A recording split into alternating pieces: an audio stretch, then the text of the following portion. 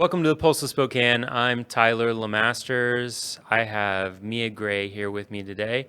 We are going to be talking about some interesting things. You have what would you call it? Not a disease, a disorder.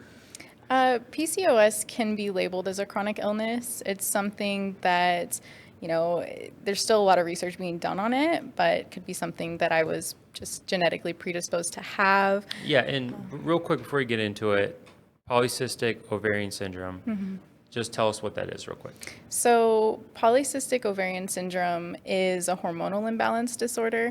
So, it affects women primarily in adolescence and prepubescent age. It can have an array of symptoms and it varies depending on the woman.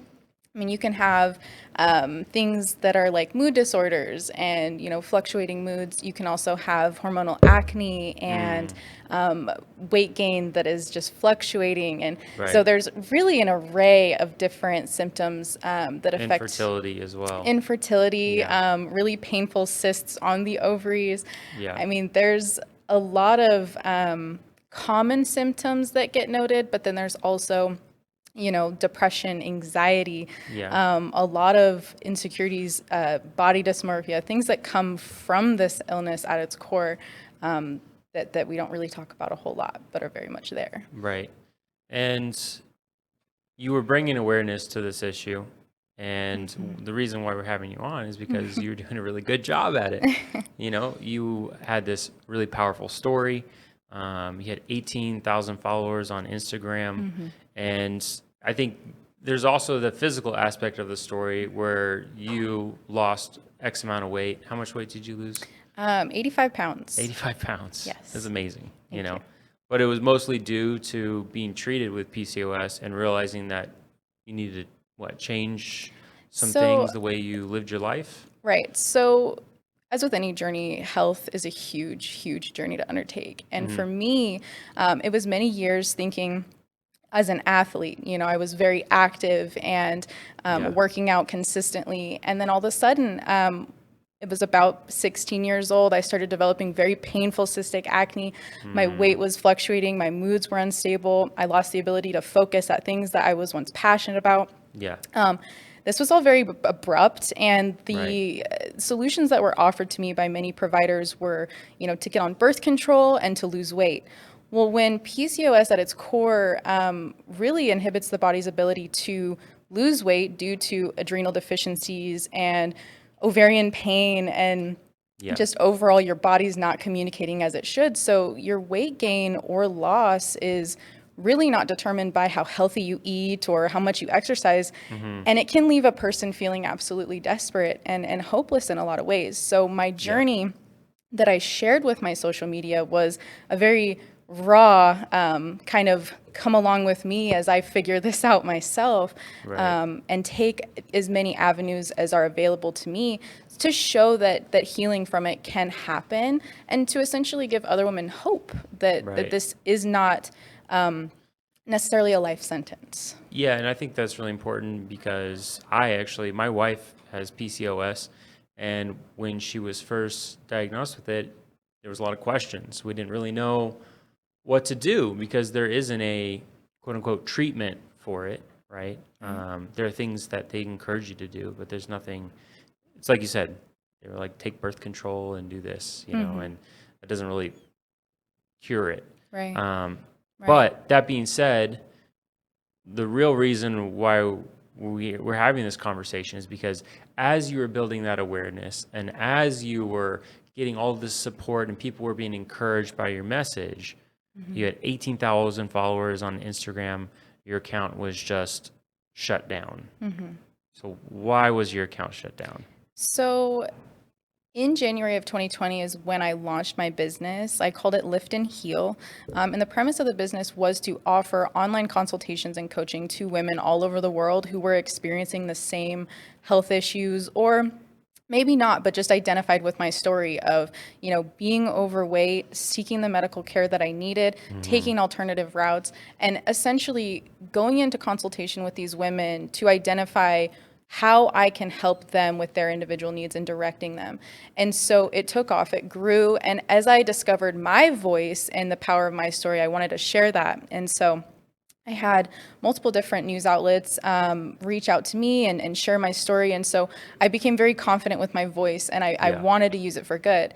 And when we came to this heightened awareness last year, not only with our health, for obvious reasons, but within the world at large and different problems that we were facing, due to the pandemic and children being displaced, children being neglected, children being abused, this sort of thing.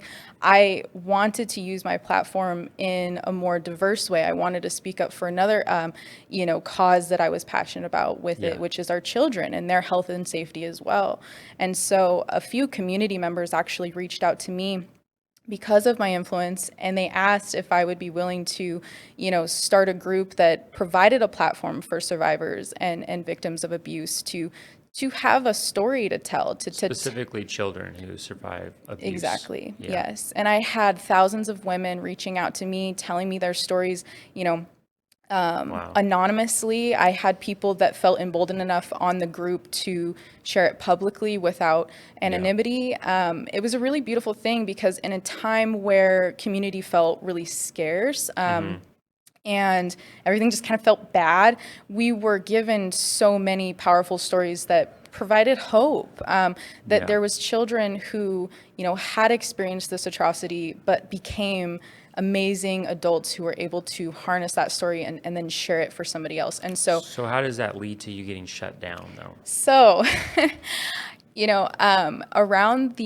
would have been around October, Facebook came out with a new set of guidelines. And then basically the guidelines stipulated that if the group or the entity or whatever within their platform was deemed to go against what they governed, and they didn't specify necessarily, it just kind of was at the whim of them deciding. And with that being said, we hadn't received any warnings or notifications that our group would be taken down or flagged, anything like that. We did a good job of monitoring the group, making sure it stayed focused. We had about 20,000 Facebook members on the group, as well as 10,000 that we were pending accepting applications for entry in the group. So we were trying to do this in such a tumultuous time where, you have the election and you have, the pandemic, you have all these things. And so you really at a core of it are just a person wanting to bring awareness to a touchy subject and to a cause that you care about. And so why would abusive childhoods be touchy to Facebook? I can only speculate, but what I have observed over the last year is social media and different companies, whatever their political leaning, whatever their influence is, whatever side you stand on, there is an overreach of our speech. And I truly believe that in this time, so much was being censored. I can't say, yes, they deleted me because I was advocating for children. However, the fact that I was deleted at all and not given any warning, means to appeal or review, it felt like an overreach, but it felt like not only an overreach, but really just an overt, just silencing of anything to not even give me an opportunity to appeal or have a chain of even contact to reconcile anything or get any sort of closure or clarity. So it really leaves me in a spot where, it could have just been in the sweep of them censoring other things, and I just got labeled in the mix because a moderator, looked at it and didn't agree with it or whatever it was.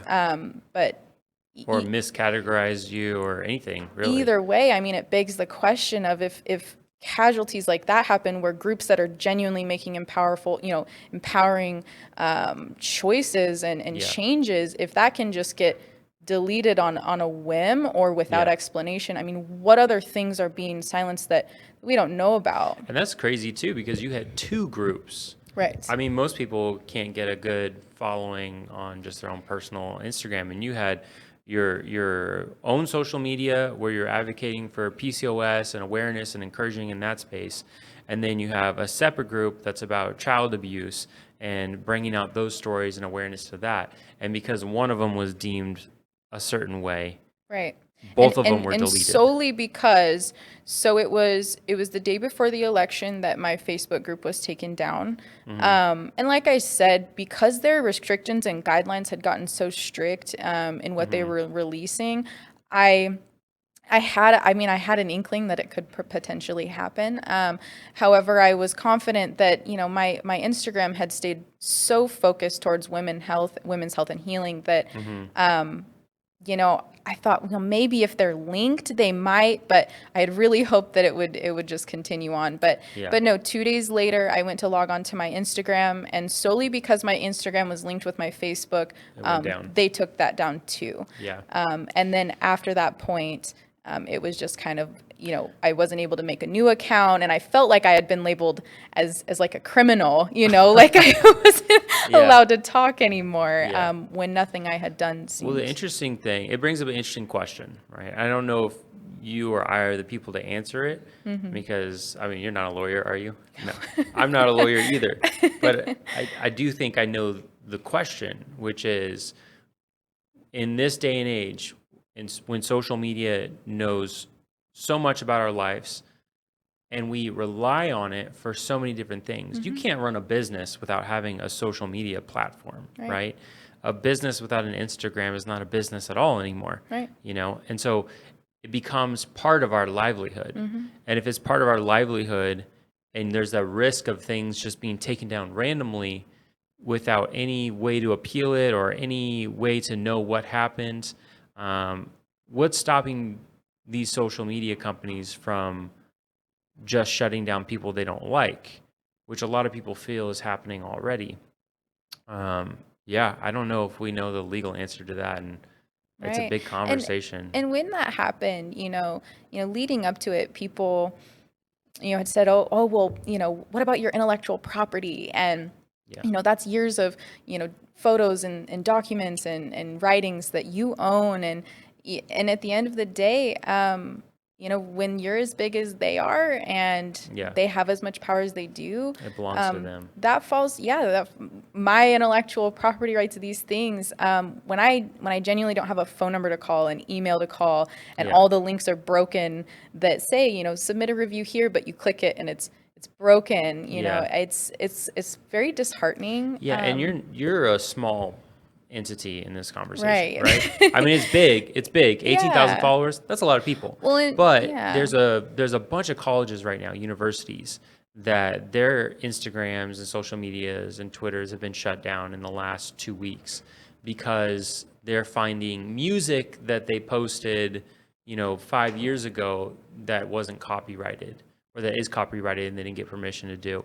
And so, they'll take down an entire university's social media that has 40,000 followers, or more, Right. and that impacts commerce at this point in time. It impacts tuition. It impacts the ability to get research grants because you're affecting the economy of that entity. And I would hate to see that fall into the hands of someone who's malicious, Right.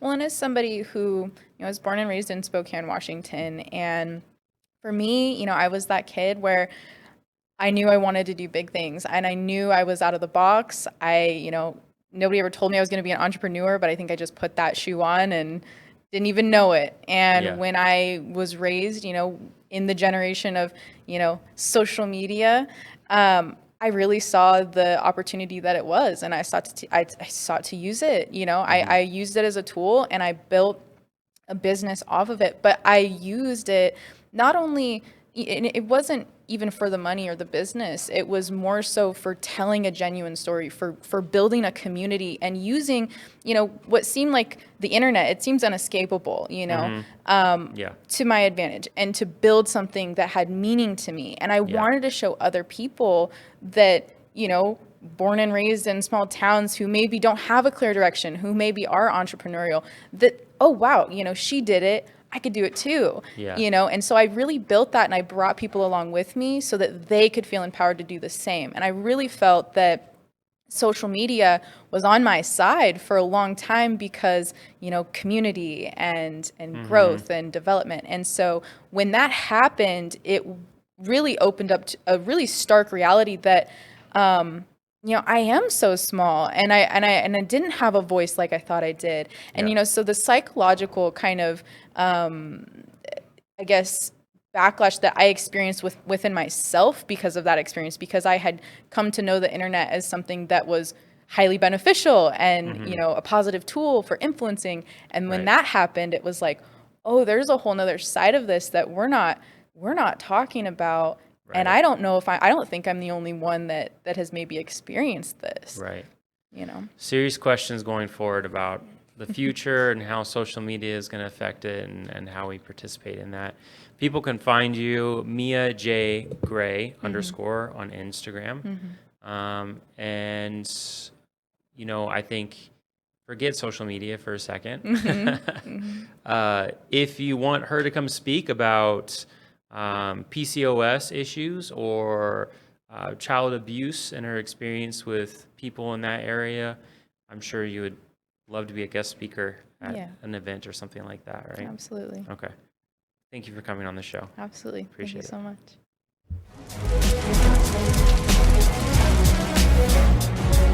Well, this is Bloomsday in Spokane. We got about 40 firefighters and their friends and family handing out 40,000 cups of water as the day goes by. It's a very good opportunity to see the public and support them and help them out and cheer them on during Bloomsday. It's one of the best things about Spokane is that we have these major events and the whole community comes together not just to participate, but to volunteer and show that they really care about our city and making our city look great.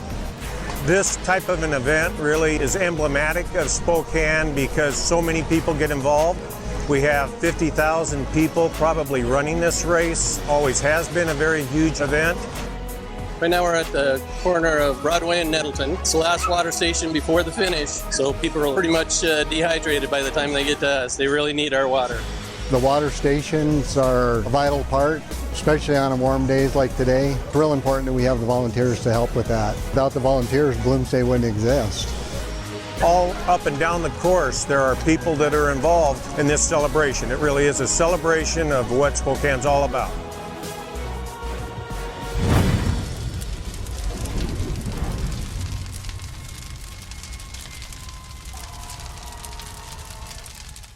At Wendell, you are respected, you are valued, and we have an experience tailored to fit your lifestyle. I'm Nick. And I'm Gina. And we bought 3 cars from Wendell Motors. Throughout the day, I just kind of would get updates, texts, phone calls, and I was actually really impressed with how my wife was taken care of. People should shop at Wendell because they make you feel like family. For your tailored experience, come see us at Wendell at the Y or Wendell.com.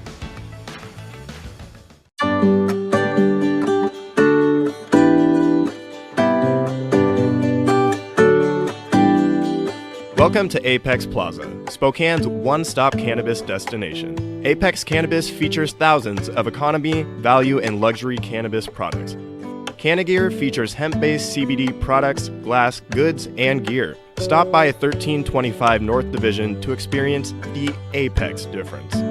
This product has intoxicating effects and may be habit-forming. Marijuana can impair concentration, coordination, and judgment. Do not operate a vehicle or machinery under the influence of this drug. There may be health risks associated with the consumption of this product. For use only by adults 21 and older. Keep out of the reach of children. When building a home or considering a major remodel, who are you going to choose? The Spokane Home Builders Association is an organization that works to elevate professionalism in the residential construction industry. We promote, protect, and educate for our community, building our community one home at a time. We are the Spokane Home Builders Association. Thanks for watching. Ask the host a question, recommend a guest, or check out any of our other programs on Facebook, YouTube, Twitter, Apple Podcasts, Spotify, or SpokaneTalksMedia.com. Sponsored by Local 29 Firefighters Union, Well Dressed Walrus, and Homes for You.